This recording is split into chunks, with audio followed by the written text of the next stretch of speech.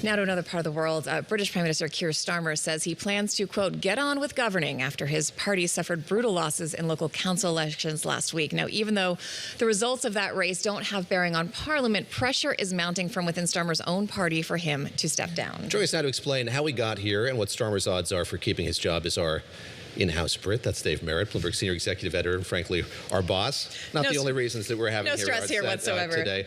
We got these photographs this morning. Andy Burnham, Mayor of Manchester, out for a run. Yeah. Wearing a shirt from a 2022 10K that he ran. A lot of interest in him, man of the people.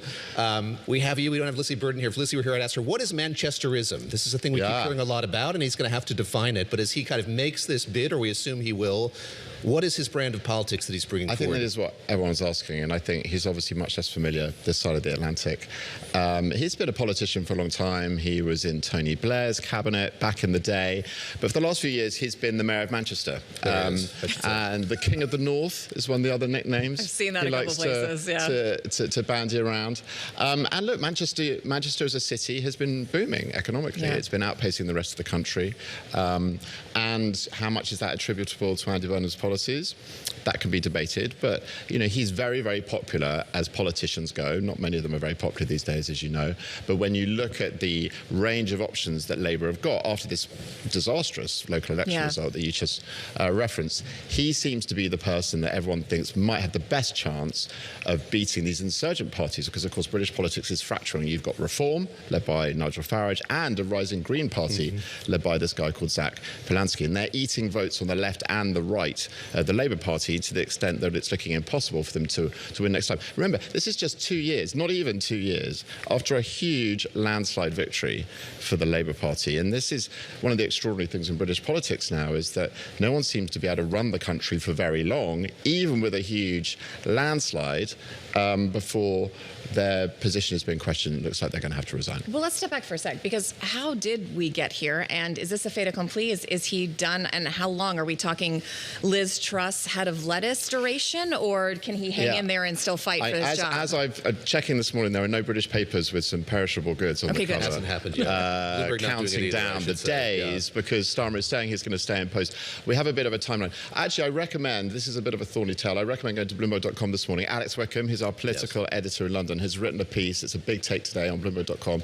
It's called How Keir Starmer Imploded. There it is. And it traces us back to that landslide victory in July 2024, where he suddenly seemed to have all this power, and very quickly, through a series of missteps and decisions, his authority has been ebbing away. And then perhaps some self-owns where he reversed course on like 3 major U-turns with some things as well, policies that were unpopular. And of course, probably the biggest one of all was to do with right here in America. It was the US ambassador, Peter Mandelson. A Bloomberg investigation revealed that his ties with Epstein, Jeffrey Epstein, had continued after Epstein's conviction, and that the government knew a little bit more about that than they led on when they appointed him as ambassador to the United States. That caused a huge scandal in Britain, and really was the moment, I think, where everyone felt this can't really go on, and his authority had been so undermined. That was several months ago.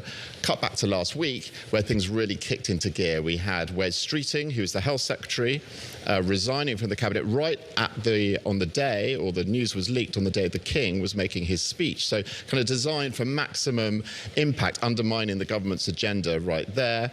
He's gone for the cabinet with a letter saying that the current situation isn't sustainable. And now you have Andy Burnham, Mr. Manchester, King of the North, standing to get back into Parliament. One of the Labour MPs has stepped aside, given up their job, and vacated this seat. There will be what we call a by-election in Britain, a special election. If he wins that, by the way, that's a big if, because he's got to win that seat against a very popular Reform Party in that part of Britain, then there will be a contest, we assume, for the Labour. And he's got to do that to be eligible. So he's got to do that to be eligible. He's got to be in Parliament. So we've got a bit of a kind of a slightly complex sequence of events, and kind of an unprecedented one. So this special election in a constituency in the north of England is potentially going to decide who the next Prime Minister is. I don't think we've ever been here before. What is his appetite for this so much as is he being coy about this? We had Bridget Phillipson coming out and backing his return to Westminster today, so a cabinet member doing all of that.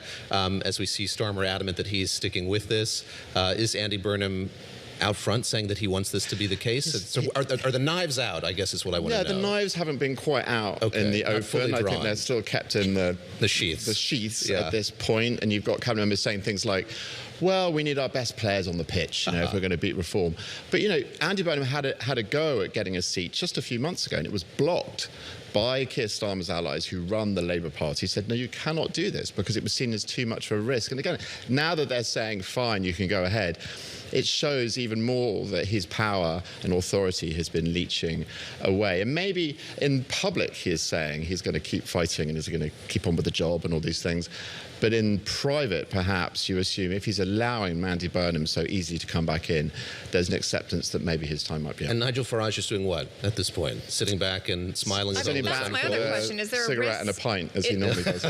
Is there a risk that, this not quite out in the open infighting or uncertainty in Labour could give even more momentum and seats to Farage as we come, up in a general? I think that's exactly the point. When they won this big landslide, Keir Starmer stood up and said, the psychodramas of the Tory party are over. We're the grown-ups back in the room. You can trust us not to descend into infighting and turfing at pride. And look where we are. Just 2 years later, it's a carbon copy. Now, if you're Nigel Farage, you're informed and say, look, they're all the same. Labour, Tory, the old parties, they are dead. They are yesterday's news. Come and vote for us. We're the party to bring you the sort of reform that will make your lives better. That's the argument they're making. That's the argument they kind of won in those local elections. They stole councils from both the Tories and Labour across the country, 1,500 or so council seats. So Farage will be sitting thinking, I've got quite a good chance of actually beating Andy Burnham. So it's kind of a lose-lose for Keir Starmer, this special election. If Andy Burnham wins, OK, maybe Labour can defeat reform under a Burnham government, but Starmer's job is probably toast. If they lose, then no one can beat reform. And there's going to be a huge amount of existential angst within the Labour Party and the Tories as well, that Nigel Farage is unstoppable. Let me go back to the special relationship and to Alex Wickham's fine TikTok that you mentioned that's on the Bloomberg today and read a little bit from it. A person close to Starmer blamed Trump as singularly responsible for the failure of his premiership. They say, from the moment Trump was elected, the international crises that followed meant it was impossible for the Prime Minister to focus on the domestic priorities of voters. What if that has changed? Why, with a new prime minister, won't the circumstance be the same? That we're still in a world in which the whims and efforts of President Trump stand to scuttle any sort of domestic policy making or priorities that a prime minister would have in place? Yeah, I mean, it's probably quite easy, isn't it, to blame Donald Trump to kind of, for the failure of the premiership. I think it's a bit of a stretch. I think, Keir Starmer has departed from the norm of British prime ministers over the last decades in not joining the American administration in a conflict. I mean, Tony Blair, of course, Iraq, in the Iraq War, and Tony Blair came out and was quite vocal. Even that cost him his job, arguably, as well. But he came out and said, really, you have to follow America. The special relationship is too important. But it's very unpopular with the British public. So Keir Starmer took a different tack there. I would argue, actually, that sort of shored up his standing with the British public a little bit. There's a bit of that sense of, well, you've got to sometimes stand up for what you believe in versus just following. Donald Trump is very unpopular in Britain, so I don't think tagging your policies to him is a pathway for success. And you can be sure that Andy Burnham, who is even more known to be slightly more on the left of the party, I don't think he's going to be tacking any closer to the Republicans if he takes office as well. I always found it a very interesting fail-safe in British politics that, you elect the party and then they kind of internally choose who leads the country. It's such a foreign concept to us in the U.S., but it's a nice bit of a fail-safe in that if the guy is not delivering even internally, you can vote him out. But the problem is you guys have had 5 prime ministers in the last 10 years. That's the flip side. Is your fail-safe causing instability? It is causing instability. There's been lots of articles written in the last few days. Is Britain ungovernable? Can anyone really pull together the sort of coalition that's needed to have any sort of longevity in office of the sort that we saw with Margaret Thatcher or Tony Blair, who won 3 elections? It's sort of unimaginable these days.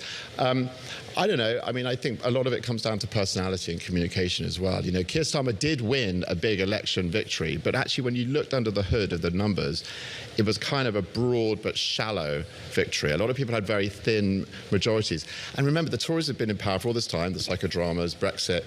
And you could argue that he won kind of in spite of himself, really. He won just because it was anybody but the Conservatives. So it was never built on the strongest foundations, this particular administration or this particular Labour Prime Minister.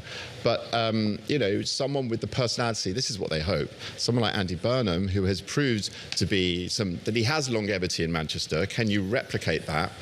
But of course, Boris Johnson, he was another mayor. That's what I was just thinking of, again, came into power with a big landslide.